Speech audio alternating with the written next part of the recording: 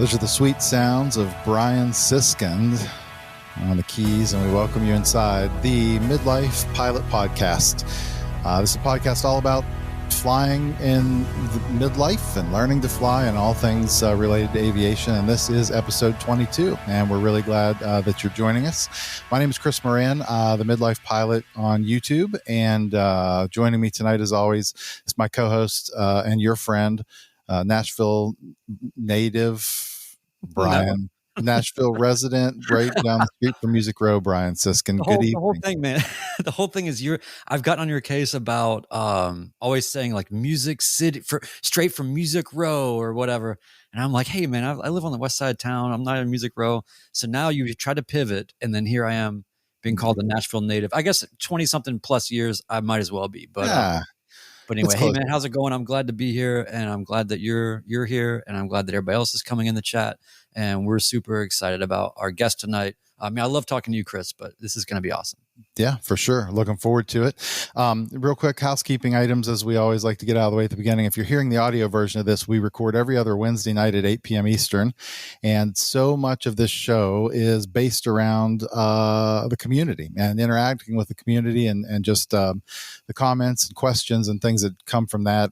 So if you are able to join us, we'd love to have you on the Midlife Pilot YouTube channel every other Wednesday night at 8 p.m. Eastern. We've got a great group in the chat already tonight, lots of activity there, and I think everyone is excited to jump right into it. So I think we should do that. What do you say? Yeah, let's do it. All right. Well, let's welcome our guest tonight is someone well-known in the aviation YouTube sphere. Channel, I guess, is a couple years old now, maybe a little more than that. Eric is with us, the Socal Flying Monkey, and thank you so much for agreeing to come on tonight and hang out with our group. Yeah, thanks for having me. It's a pleasure to be here. So I have been following your channel from the beginning, I think. Although, like many people, I bet you a lot of us came in with the video that you bought your plane for under $30,000 and it changed your life. That was I think probably the first one I saw of yours. It's got a really nice Cherokee 6 that you totally transformed. But why don't you take a step back from it and just kind of, for those who may not know of you or your channel, like talk a little about what you're doing with aviation and aviation content online, and just about you. What's your story, Eric? Yeah. So my YouTube channel, I guess I started it pretty much right around when the film business shut down due to COVID.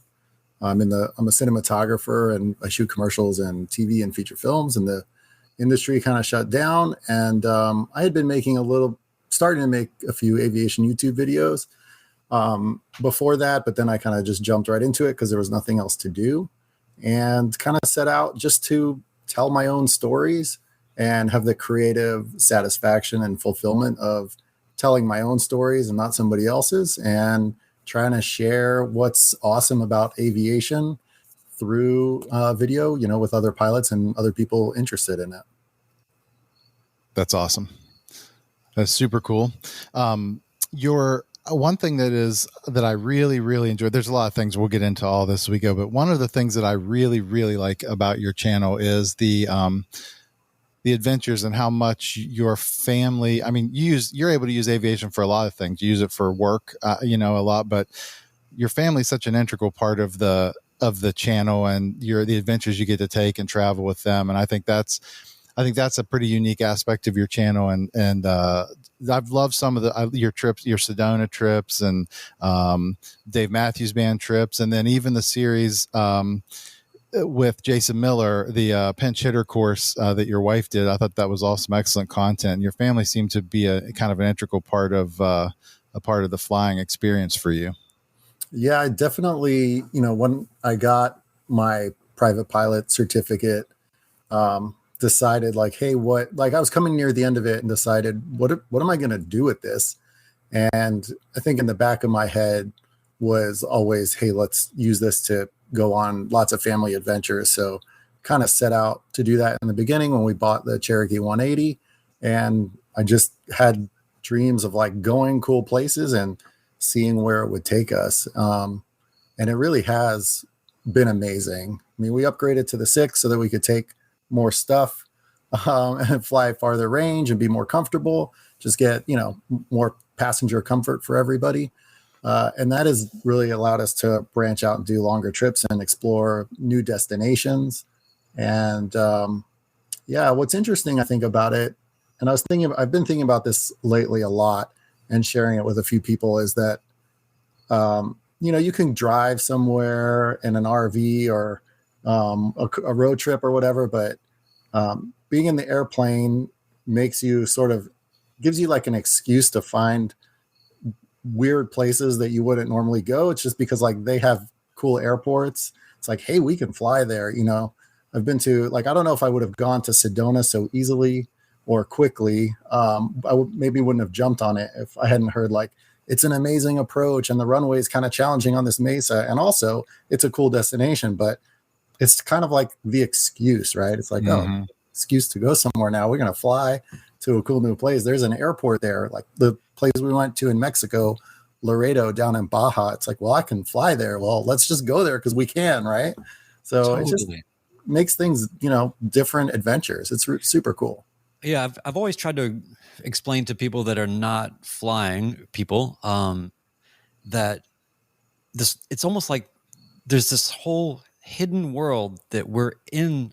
It's in and around us all the time, but you just don't see that. All of a sudden, it's like this network pops up that now you have access to, that other people don't have access to, and it does preordain in some weird way, your adventures, right? Because they are where they are. But man, there's so many times I just had a trip where I got stuck in Shreveport, Louisiana for a couple of days, and I got to explore that town while I was waiting for the weather. And I just thought, that's completely why I enjoyed.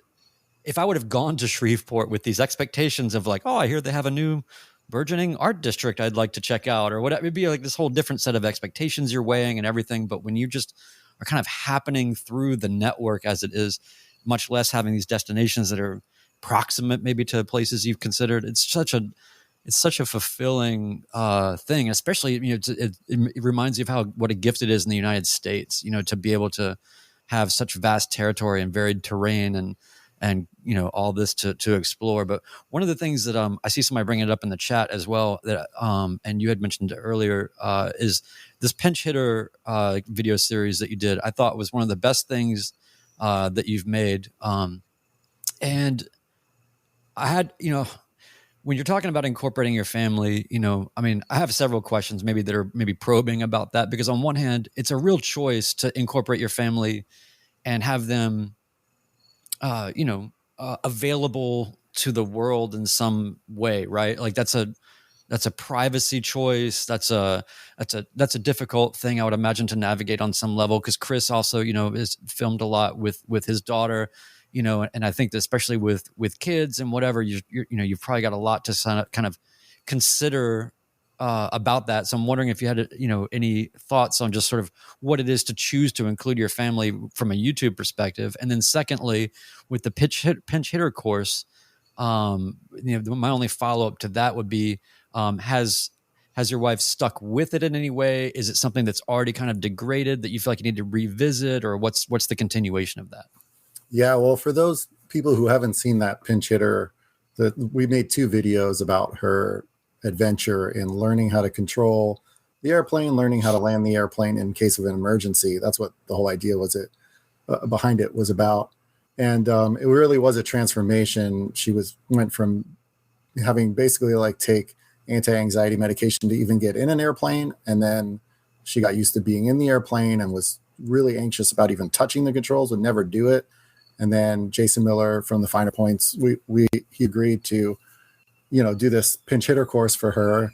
And over a couple of days, we went up to Northern California and did it. And it just totally transformed her.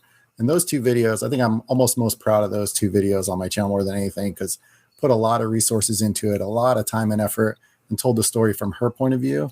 So like creatively, I think I'm really happy with those. And the story, I feel like is so compelling. It was so much fun to tell, and it was so personal.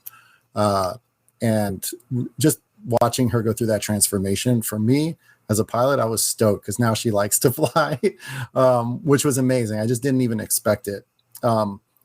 Has she kept up with it? Well, occasionally she'll take the controls, but almost never. And it's definitely a thing where I think she needs to do a couple more days, maybe call Jason back up, or when he comes down, just try to get her back in the plane. She realizes that too. And I think she wants to do it.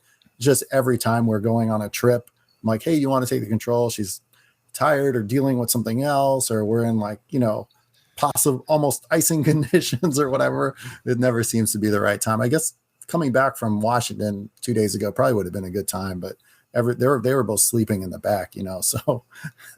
Well, ultimately, it's still a huge accomplishment just for her to have some actual primacy developed, right? Like she's got some foundation, whether it's manicured and kept or not, just to have that is so much better than nothing. And ultimately, if it allows her to feel safer as she goes and feel more confident and not have as much anxiety, totally worth it just for that. But that series was so good. And I love how Jason, sort of metaphored the whole thing for her. It was just really artful instruction. It was really great. But yeah, so Jason is amazing. He's an amazing CFI. Watching him work and read her, like just be so in tune with where she was at emotionally through the whole thing. When she was like done, he was like, yeah, you're done, right? You're feeling like overwhelmed and done. She's like, how can you even tell? He knows. Just so such an expert CFI. It was really amazing to watch. I was really surprised by it. I got a chance to meet him at Osh, not this year, but the previous year. And I told him a similar thing, because I've watched a ton of YouTube content over the last 4 or 5 years of aviation. And I think he is hands down, as far as YouTube CFIs, folks that are online, he is the best at that craft. I just think he has it's so apparent to me that he has such just a complete understanding and is connected to just all parts of the aviation experience, the aerodynamics, the airplane, the machine, he just gets it every part. And he's such a great communicator. And I just think he's the best. I think he's the best out there. No question. I'm with you on that. Yeah. So, I wanted to ask real quick too. I mean, one of the things I couldn't help but, notice about your channel is but if you compare it to maybe a lot of people that are really hell bent on, I'm going to release a new video every Monday and, I'm going to sort of play the algorithm game for my channel and all that. You have done clearly a quality over quantity approach. And obviously it's worked. I mean, everybody here is not trying to, be a mega YouTuber or anything like that. But I do find it interesting from a creative perspective that you've got this kind of standard. As obviously you're a professional cinematographer, you're only going to stoop so low in terms of like cranking out work, right? It's not quality, but still it seems to be very conscious. Yeah, definitely. Had decided early on, like, especially after the first video kind of went viral and got we got a lot of views, and I had an opportunity. I had to think like, what do I want to do with this? And I just decided, like, I don't want it to be a full-time job, because I already have video film production as a full-time job, and it kind of definitely takes the shine off of the experience of doing it sometimes when you're under pressure to create something somebody else wants, or you have to do it regularly or whatever. So I just decided it was going to be something I was going to do for my own creative satisfaction. And I've definitely compromised a little bit on that here and there, because you do have to kind of publish regularly. I also want people to see the stuff. So it's a balance. Like, I want to get the algorithm, pick it up and get it out there, because I want people to see the stories and get moved by it in some way, or get inspired by it, or just take something away from it. So if nobody sees it, well, that's a downside. So it's kind of a balance, but I definitely put in a lot of time and effort into each video to try to make myself happy with it creatively before I publish it. And yeah, I probably at the expense of like the algorithm going like, oh, wow, people are coming back over and over every week or every 2 weeks. So I would love to have the time to like, put in, do more, to publish more videos, but I have a full-time job. So It's probably going to be at this pace for a while.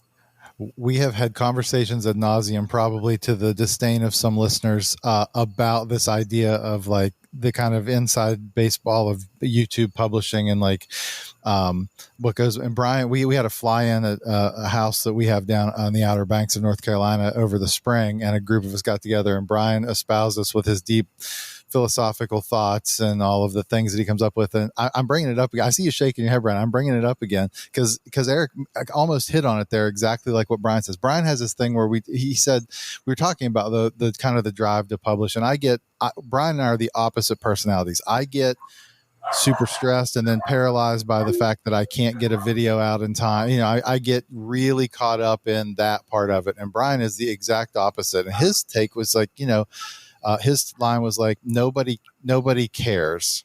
And I'm mischaracterizing it, but the takeaway was basically like the stuff that Brian's creating, he's creating for himself. Because ultimately nobody really cares, like from a viewer standpoint. Brian can explain his thought better, but we got way deep into that one night at the beach house, and you just kind of hit on it when you kind of said, you wanted to, your priority was to make things that were satisfying to you. And it was your kind of creative outlet and not under the demands of all the other, the things. I mean, I think it comes down to just, you can't make things for other people unless you can get stuff done yourself. And the biggest inhibitor to getting the stuff done is a lot of that perfectionism, or, just being mired in reconsideration of ideas over and over again. And so nobody cares. It's just like a weird sort of mental shortcut that I've come up with is kind of a manifesto of like, whatever the little detail is that is keeping me from getting this thing done, I'm quite confident the nature of that detail, like whether this light is just right or whether this thing is, or whether this word, really nobody cares. I mean, and ultimately, not to get too weird about it, but I mean, I think about like,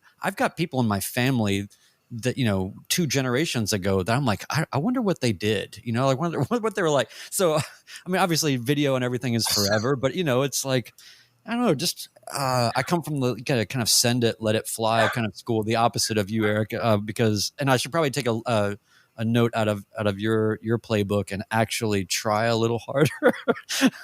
but ultimately, it's just about, I'm just trying to synthesize things that I'm feeling and thinking at almost the speed of which I'm doing that.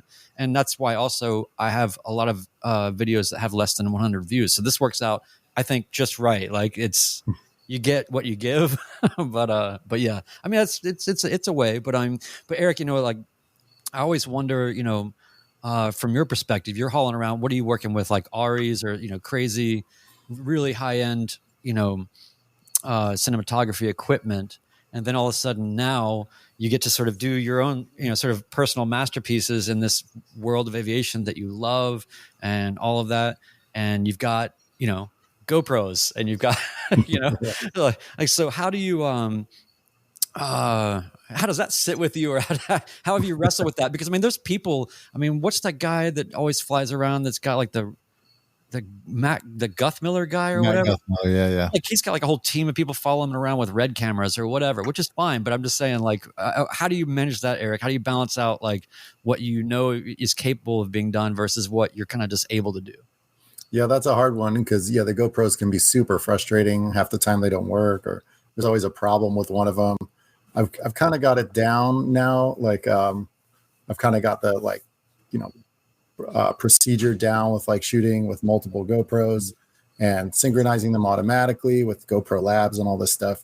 So it's a little less painful than it was in the beginning, but I think I'd love to do stuff that's like higher quality, and sometimes I break out the red camera and shoot things with that, but for the most part I don't. I just use my phone or something else. Yeah, I love how you're people, if you're not following Eric on Instagram, you got to do it, because when you go somewhere, your Instagram stories are essentially as well produced and put together as anything. You're flying somewhere. It's like it might be 25 little stories in a row, but you really feel like I just kind of just watched a whole sort of immersive trip. So even like the small dose stuff you're doing is really, really well done with simple tools. I mean, and it's easy to say like, oh, only these GoPros. You mean these tiny cameras that can shoot 4K. Like, it's, it's easy for us to, as older people to, to sort of get dismissive about the technology. All the technology is amazing, right? So fair play to that. Yeah. It's been definitely like a learning curve using the like more consumer kind of stuff, but I've kind of like in the past couple months just resigned to go, oh, I'm just going to use my phone and GoPros and it's going to be fine. People probably can't really tell the difference or whatever. Nobody cares.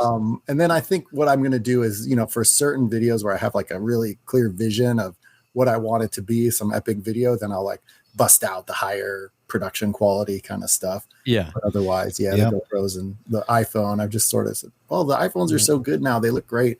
If you know what you're doing. I appreciate some of the details that go into the things that you do, even with your GoPros. Things like,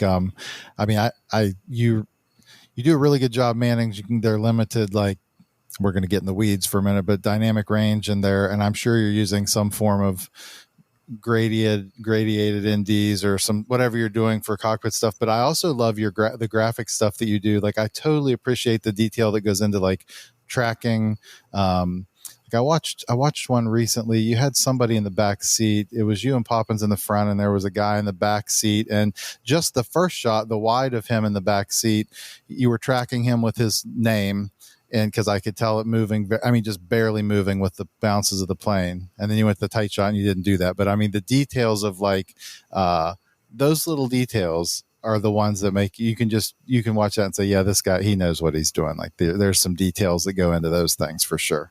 Yeah, I try to throw that stuff in. It's fun. And for anybody who's interested in like making their own airplane videos, and I think Brian's probably seen this stuff, but on our Patreon, I have like a whole series of how to, make aviation videos, from the basic stuff about sound and the GoPros to the GoPro settings, to getting the most range, to setting up a multicam timeline, to doing basic color correction, to doing power windows on color correction. I've just sort of been, just anytime I discover something new, I make like a little how-to video, be like, oh my God, I just figured out how to save myself 3 hours in this. And that's been fun to put together as little bonus stuff for the patrons and things like that. That's awesome. I think you're underestimating it when you say little stuff for the patrons, because I was shocked when I saw the quality of that instructive content and just the sheer value of it. My first thought was, if this guy knows Jason Miller and Jason Miller has his own platform, how could you not make your own instruction platform for exactly that kind of thing? Because there's so many people that have, from the most basic level of just, how do I set up one camera and get ATC audio and not have it be a big mess for me, versus multicam versus all that. You've got so much valuable content, even for somebody that I would consider, I'm a person that does it by trade on some level. And I'm sitting there like, oh my God, like the way that, like because I use DaVinci as well, Resolve, and your time code and syncing. And I saw just, today you were like, oh, I figured out how to get the iPad recordings to be time coded, or whatever it was.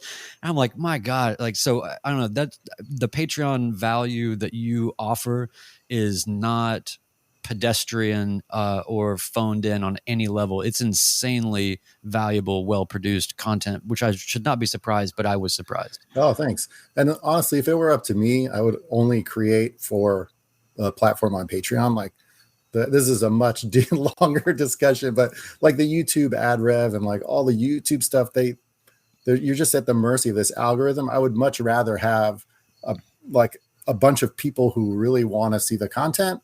Mm-hmm. And it's a few dollars a month, and that's how it's all supported. That's why I put the majority of the stuff on Patreon. Like I put the main YouTube videos, but then I create a lot more stuff on Patreon. Yeah. If it were up to me, like if Patreon were more of a discovery platform too, that would be great, but it just isn't. So we have to do the YouTube to like direct people over there. But that's really for me where it's at, because there's so much more interaction with the community, with our Discord and the trips that we're doing. Like it's just so much. I like that platform. I like the idea of it. Right. Well, I'm now headed there to sign up because I also need all that content, and everyone listening also should visit that too at patreon.com/Socal Flying Monkey. is where you should go to look at that. A lot of folks in the chat saying the same thing. Travis, Ben Singer, Chris, Nathan Ballard, all agreeing Eric does a great job with the cinematographer expertise. Yeah. That's great stuff. So yeah, thanks everyone for the support. It's just so fun. Yeah, and everybody get your questions in here. We've got I guess about 30 minutes left, and we'd like to start funneling in some of the chat questions, because that's the stuff that we wouldn't think of asking. Even though I've got a list, I've actually got a list. How do you want to go? You want to go oldest to newest, or do you want to start and work our way backwards? How about weirdest to most normal? Well, I'm not going to read every one. Pick them. Oh, well, Ben's here already. Hey, oh, good. How about we just start with our friend Ben Singer? Ben was one of the guys that came down and hung out with us in our fly-in the Outer Banks in the spring, and his nickname was the Sage. He was the old wise one among us that kept us all from doing anything stupid while we were there. Ben Singer said, question for Eric, where did the name Socal Flying Monkey come from? That's a really good question. Okay, so yeah, I was making this YouTube channel and I needed a name for it. And I like monkeys a lot. And I thought Flying Monkey was pretty cool. I don't know. It's just funny. I don't want to take things too seriously. It's sort of like, a little whimsical, like don't take yourself too seriously kind of thing. And then I looked up Flying Monkey and there's already a channel I think called Flying Monkey. So I had to add SoCal in there, which I think is cool. It helps people know where we're at, I guess. But yeah, it's kind of a stupid name, but we're stuck with it. It's cool. I don't know. I guess it's because I couldn't think of anything else, and I love monkeys. I actually, when I was growing up, we lived in Brazil for a little while. True story. I'm not making this up. And we took a trip to the Amazon, to Manaus. It's in the Amazon rainforest, and this monkey took my dad's lighter and bit me. Yeah, it got bit by a monkey. Wow. I didn't actually get bit by a monkey, but he stole my dad's lighter. So that's it. That's where my love for monkeys came from. I like to say I got bit by a radioactive monkey and became the Socal Flying Monkey. So like everything else is childhood trauma. Yeah, it's childhood trauma. I'll piggyback off of that. So you have one of the cool things that everybody picks up on right away are the nicknames, the nicknames for everyone in your family that flies with you, right? So your wife is Poppins, and then you've got Goomba and Skyrat are your daughters. What is there any? Are those just names? Did you already have those names? Are those already kind of family names, or are those for flying in the YouTube channel world? Those came about as a result of the YouTube channel, except for Goomba. We've always called my daughter that. I'm not sure exactly why. Fred says the character from Super Mario, that little angry mushroom. Mm-hmm. I guess when she was really little, she reminded me of that character. Nice. So I'd be like, "What's up, Goomba?" Yeah, Poppins is just because she packs so much stuff, so she always has you need you have any hand sanitizer? She has it. You need a first aid kit? She has it. She has this bag she can pull out anything that you need. So she's like Mary Poppins. And then, yes, my other daughter, she picked the name Skyrat. I'm not sure why. She decided that, I guess birds are like the rats of the sky. So she said she was a sky rat. But now she's Sky Duck because she's going to University of Oregon. So she changed her handle to Sky Duck. So. Gotcha. That's cool. This isn't a question, but a comment from Alex in the chat who said, how did we decide that PA-32 was the perfect plane for us? It was because of you. 350 hours later and going strong in his PA-32. I love it. What's up, Alex? How's it going, man? Alex is a patron of ours, super involved in the community, and always love his posts on Discord and everything. So I definitely, I get messages like that, and that people pick certain things like the airplane or avionics, or just the idea to get back into flying or to drop, their career and move into flying. Those messages are the most amazing thing as a creative person, to know that the energy I'm putting into creating content is connecting with people and moving them in some way is the most fulfilling thing as a creative person that you can possibly imagine. So I really appreciate those messages. Absolutely. And that goes for even for really, you don't have to be getting huge numbers to get that feeling. I can vouch for that. But also I think that any musician or artist or anyone that really cares about what they do will all say the same thing, irrespective of what scale they operate on. They get all the thrill and all the gratification in the world out of just one person meaningfully making it known that they've heard it or they've seen it or they experienced whatever they created, and it meant something to them. That is the greatest exchange I think that anybody creative can ever have. So yeah, and and even better that you provide an outlet for people just to tell you that all day, every day. No, just but no, it's so good, man. But I wanted to, we have David Moscadelli, but can we get Josh's question next too, because that's a really good one. Yeah, for sure. David, who has been a member of our community from almost the beginning, said, any plans to upgrade from the Cherokee Complex or Twin? Yeah. Hey, David. So I would love to. We were thinking about, are we always going to live in LA, or we're going to move somewhere and maybe commute back here for work? Or I travel all over for work, so it would be nice to be able to fly myself a little more, have something a little faster, a little more capable. So I don't know. I would love like a Seneca with ice protection, turbo Seneca with ice. That would be amazing. But the insurance and maintenance and the added fuel burn is probably out of budget for now.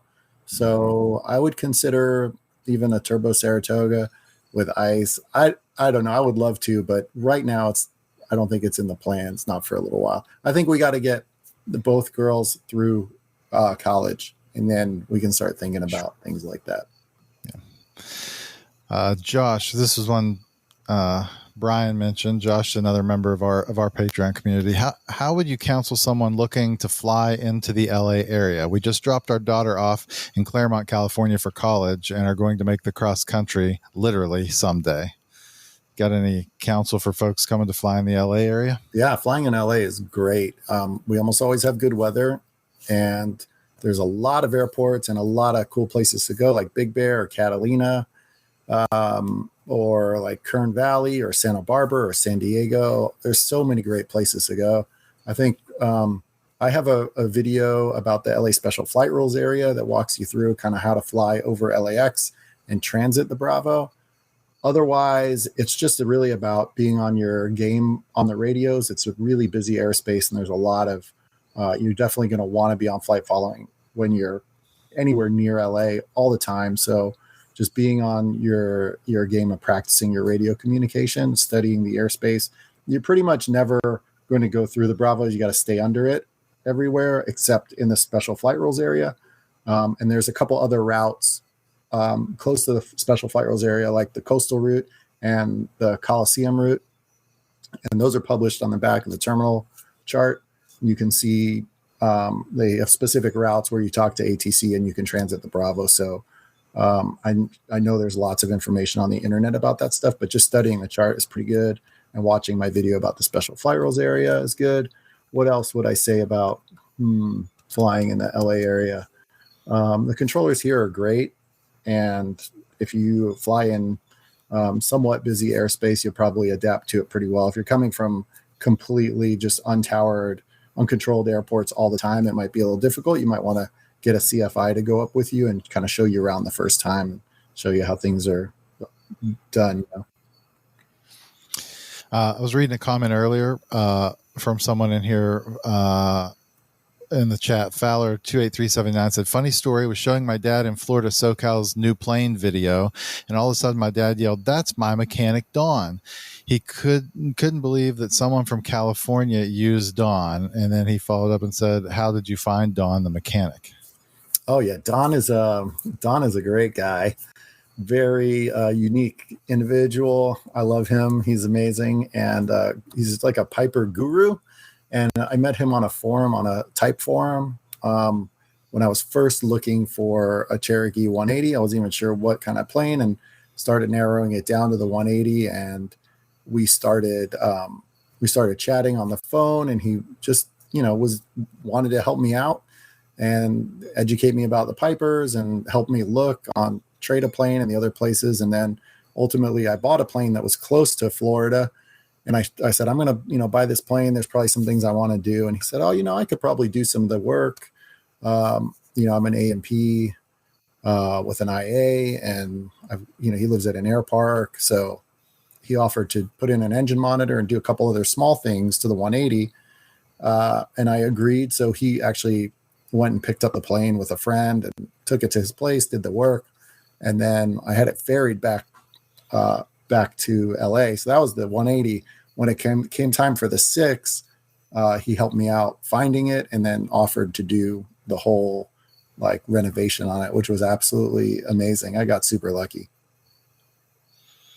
It was incredible. I mean, that was an incredible renovation. In fact, you turned me on to the autopilot that you ended up using. We kick that around here a lot, and not for this plane, but I have a flying club here. We've got 3 planes. We've got a really nice Cherokee 235 that needs an autopilot. So it was about the same time we were kind of kicking that around. Nathan Ballard said that he heard Eric was giving away 631 Bravo whiskey in a raffle tonight. Unfortunately, that is just a rumor, I would assume, unless something you want to tell us. No, I'm not giving it away in a raffle yet. Right. Not yet. It's not out of the realm of possibility. You never know. Now, there's a reason to join the Patreon right there, right? Like, that's the only way you're going to find out if the plane's coming up for free. Maybe you just make it like one of those. You ever see that whole thing about the million mile Lexus? Like the Lexus that made it to 1 million miles, and all these different car or auto YouTubers were just sort of passing it off from one to the other, and they were all just enjoying this old beat up Lexus that was the 1 million mile Lexus. I'm wondering maybe that's the fate of your airplane, is that eventually you just kind of give it up to the community, and everybody just kind of has a month or so with it, and then makes videos and things and shares them back with you. To just consider just giving it away to just kind of everyone.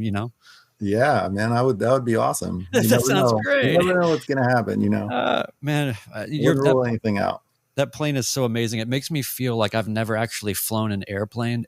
Just the avionics alone. I mean, I saw the video about just the audio panel that you made a couple years back or whatever, and I'm like, I'm just like, the plane I am in is like, you press the button. Can I hear myself? Great. Can I transmit? Great.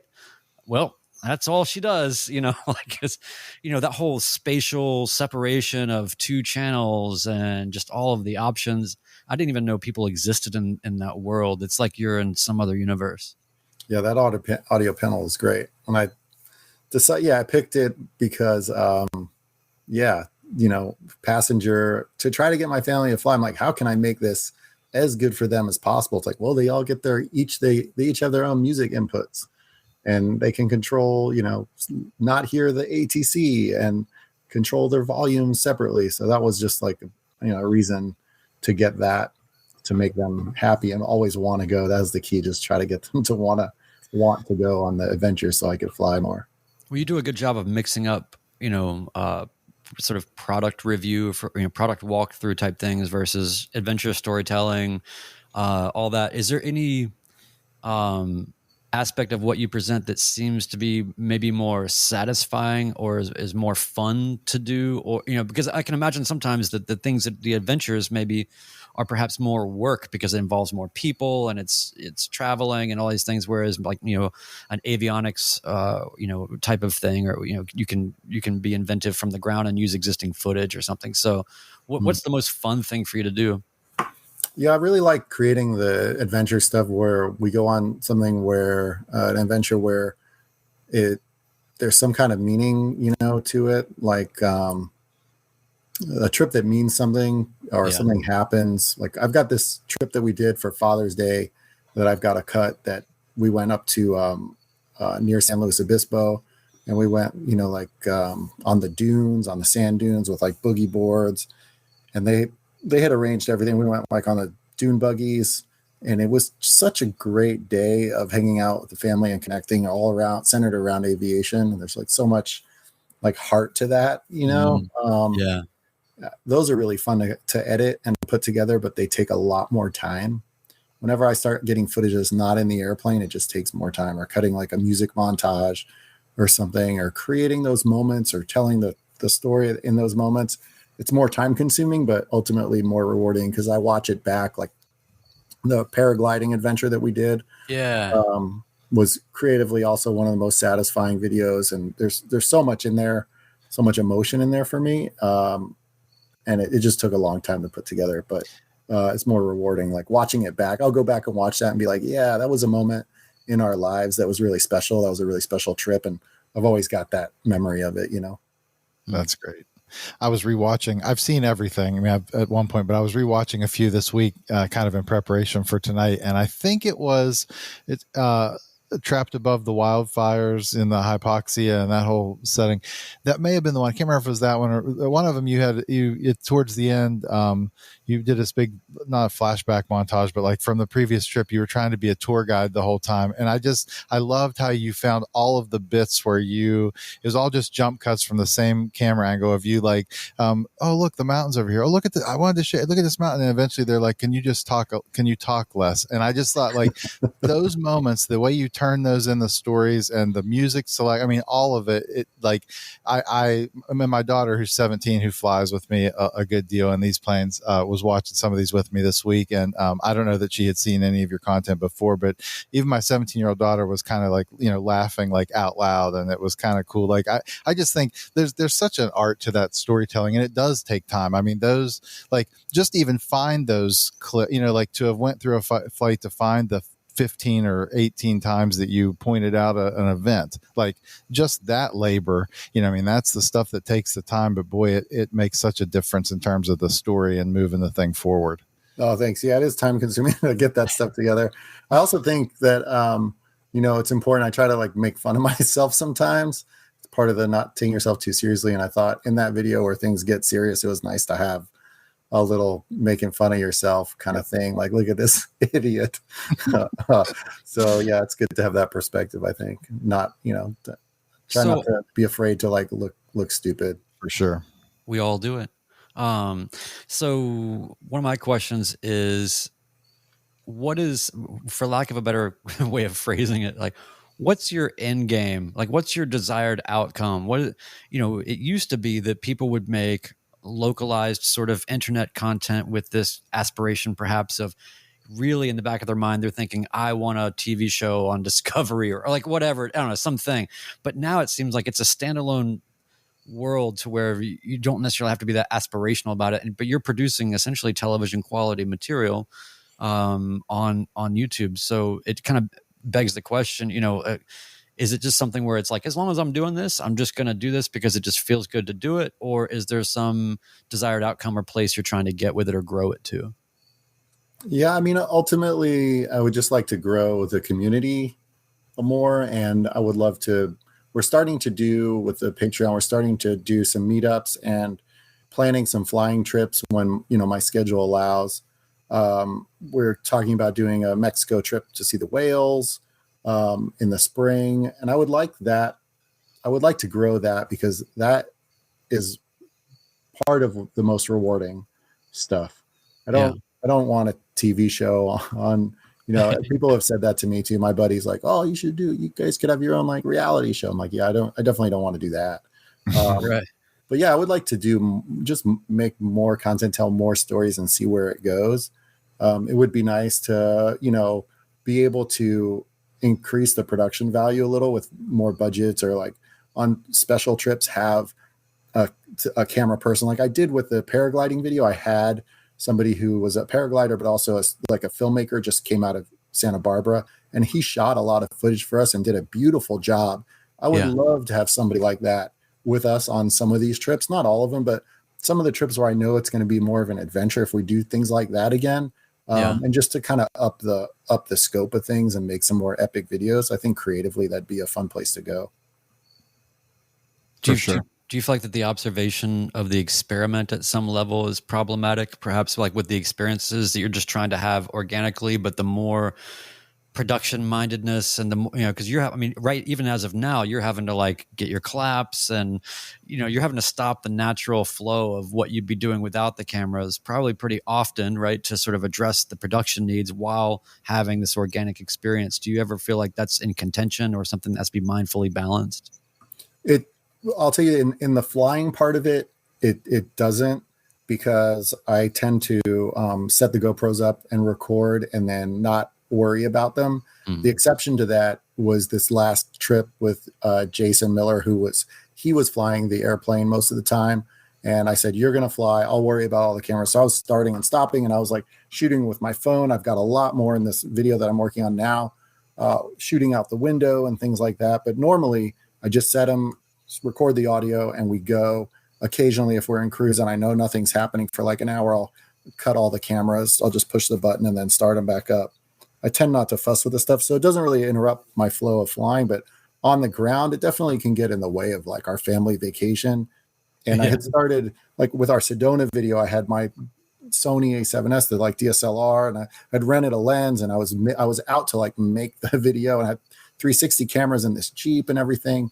And I've kind of toned that back a little bit. Now I just start using the phone and grab things when I can and try to get the moments and not always be worrying about it, because it does detract from the actual experience of it. So I'm trying to find that balance of just enjoying the trips and making some content.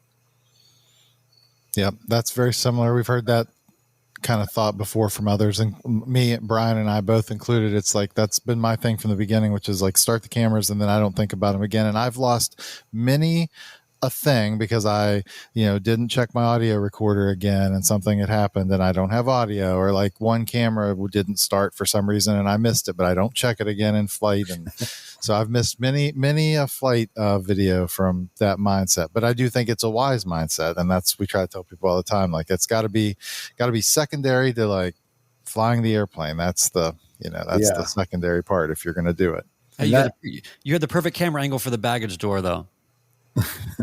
that autopilot video that you were referencing, I had shot that whole video, came back, and I was transferring the audio file to the computer, and the app that I was using, if the iPad sleeps, it deletes the file. So I made like this whole autopilot review, all the features of it. I did the flight just for the video, and the ATC intercom audio like just disappeared. I had to redo that entire video, and it's a good thing it was during the pandemic when I had no work, because otherwise I would have been like, you know what, I'm not doing it. I'm not doing it. I almost did that, said I'm not doing it. But so that autopilot review is the second time around. I mean, like the whole thing, it was so horrible. That's frustrating. Yeah. We're in the weeds now, but it's a good question. A lot of people always want to know about how do you power your GoPros? Elliot asks, do you use batteries or external power sources? What do you do for your cameras? Oh, yeah. I covered that a little bit in that video series on Patreon. Well, don't give it all away. No, I'm going to tell you. Here it is. Let's just pull it up here. Let's go. So on the wing, I use I use GoPro 7s. That's what I'm using now, just because I borrowed some indefinitely from a friend, and that's what he had. So I bought a couple other ones on my own. So I'm using a couple borrowed GoPros and a couple of my own, but they're GoPro 7s, and I use a external case. It's like a battery case. I think it's called the Refuel, and I use that on the wing. Why? This is making me sick, man. Okay. Can someone tell me why those don't exist for GoPros that aren't like 4 through 7? The only one is I have 4 or 5 GoPro Hero 8s. They made those battery packs for every GoPro back to like 1983. And then after, like from the 9 on, they just singled out exactly the one that I bought a bunch of and said, you're never going to get any extended batteries. No one. What is this? But anyway, good answer, Eric. Thank you for telling us that. It's just a sore spot for me because I don't know why they did that. Chris just keeps making fun of me because I use the same thing. It's the Refuel, and it's perfect, and it lasts forever. And that's what I use that's what I use for my exterior cameras too. 6 hours. And then the trick for the exterior cameras is, like you're going to go on a 4-hour flight, you're going to want to shoot the takeoff. You can look at your chart and say, what's the interesting terrain, or where do I think things are going to happen, or where am I going to get into the weather? And you're going to want the landing. And then you can use this GoPro Labs feature to program a QR code that can scan the camera. You put the firmware on there, you scan it, and then you can say like, record for 15 minutes, shut down for 15 minutes or half an hour, record for 20 minutes, shut down for an hour, record for an hour. You can program all these things with it. So that's a good way to save battery and card space too, is to kind of do that. So I've been doing that. And then on the inside cameras, I just use like external iPhone batteries and cable them and tuck those in a pocket or whatever, try to make the cable neat or not even. Yeah, and there's a couple ones that are, I take the battery out of the GoPro and I only use that because the GoPro will get hotter if you leave the battery in and use an external, because it's trying to charge the battery too. So it overheats more easily if you leave the battery in. Just take the battery out, and then I have the those external batteries, and there's a couple that I prefer, but you can use almost any one of them. So obviously we got to wrap up here fairly soon, but I wanted to run one thing by you that you can feel free to talk about ad nauseum or not. But I'm curious, what, I'm sure you're familiar with a lot of other aviation content that is out there. What, if any, where do you see perhaps gaps or opportunities, or do you wish that people were doing more things like X? Yeah, that's a good question. What do I can hear the crickets. This is perfect. Yeah, well, I mean, I don't know. I don't watch a ton of other aviation content, mostly because I don't have time. Yeah. I mean, I've always liked what Flight Chops has done. Yeah. I think, he does like cool, interesting stuff. I also like some of the nitty gritty, ATC stuff, or just like really getting into a situation and kind of dissecting every little detail about it. And I do some of that with Jason. We have like a series on the Patreon that we do that's like debriefing certain situations. And he's putting that in his like ground school app too, which is scenario based kind of stuff. So he'll take one of our scenarios and talk about all the finer points of it, basically like dissecting every little bit of it and all the decision making and stuff. And I think that analytical look at some of the decision making can be really valuable. And I try to put that in there when it's appropriate. Like the next video I have coming out is going to be a lot of that stuff, because we're coming back from Osh, dodging storms through Utah, and there's tons to consider. So I really I think there could be more of that kind of stuff instead of, just things that are trying to like grab attention, Right. I'll tell you, and I've actually already told you, that last video that now you're doing the part 2 of, I feel like there's so much more of that I've been looking for. I was so glad to see that. It was because it's not, clickbaity excitement stuff, right? It's the real world. You're flying, subtly conditions are changing, and you've got to slowly be modulating your decision making, your thinking, looking for lines where you're going to go. And as a newer pilot, I have about 200 hours. 100 hours across country, but most of it's been, pretty fair weather flying. I'm only now just getting into the point where I'm starting to kind of push myself to, out there, right? In those scenarios where it's like not dangerous, but just I'm having to think a lot more dynamically and have a lot more outs and figuring out what's going on. I love that stuff, man. It's so valuable. Thank you for doing that, because there's really, I actually even thought about having an instructor when I was, training. I was like, why don't we just go out and hunt weird scenarios? Like, why are we just always doing these maneuvers and things like on these cross countries?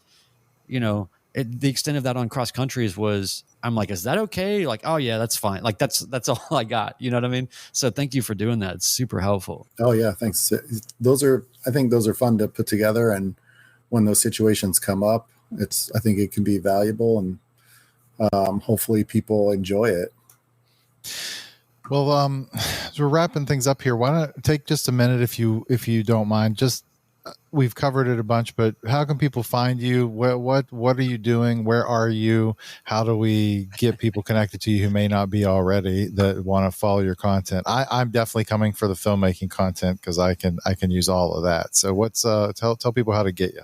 Yeah, so patreon.com/Socal Flying Monkey for the Patreon membership, which is all the bonus content, the Discord chat, the fly-ins, meetups, our How to Fly to Mexico guide, which we didn't really talk about here, but is something I'm really excited about. So yeah, the Patreon, and then Instagram, which is Socal Flying Monkey on Instagram, and of course youtube.com/Socal Flying Monkey on YouTube.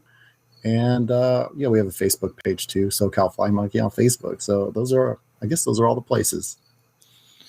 That's fantastic, man. Well, this has been so much fun. It was kind of like we keep saying, we had the Opposing Bases podcast guys on earlier. There's just such a handful of people that for me have just been such a part. I'm so new to aviation just in the last 4 years, and You have been at the top of my list to get to talk to, and have been super just inspiring for me just along my journey to see the adventures that you're taking. So this really has been an honor personally for me to get to hang out with you for an hour, and we're super grateful for your time. I know you're busy and seeing Dave Matthews 800 times and all the things, but it was so awesome to have you on. Thank you so much. Oh man, thanks so much for having me on. It was a real pleasure, and it's just great to connect with you guys about aviation, which is such an amazing privilege that we have. Yeah. Oh, and by the way, do you have Dave Matthews in your baggage, or like did you kidnap him in your Cherokee? Because I feel like he's just wherever you are. I can't figure it out. But no, it's so cool you're doing that, and I also just wanted to make sure that you pledge at some point, even if you're just making it up, to come see me in Nashville, go to West Virginia, see Chris, because you're just flying around all the time. So just stop by. And if you're, in Nashville, it's basically kind of like a redneck LA. So you should feel totally fine here. I'm sure that I'm going to be shooting a commercial at some point in Nashville, so I'll definitely connect with you. I've been there once or twice for work, so it'll happen. It'll definitely happen. All right. Well, thank you, Brian, for podcasting with me as always. Everyone in the chat, we had a great group of folks tonight. I think we had a hybrid. Some of Eric's folks came over, and it was cool to hang out with some of your folks tonight. And don't forget, if you're listening to the audio version of this, please join us every other Wednesday at 8:00 at youtube.com/midlifepilot. All right. Good night. Good night. Thanks, everybody.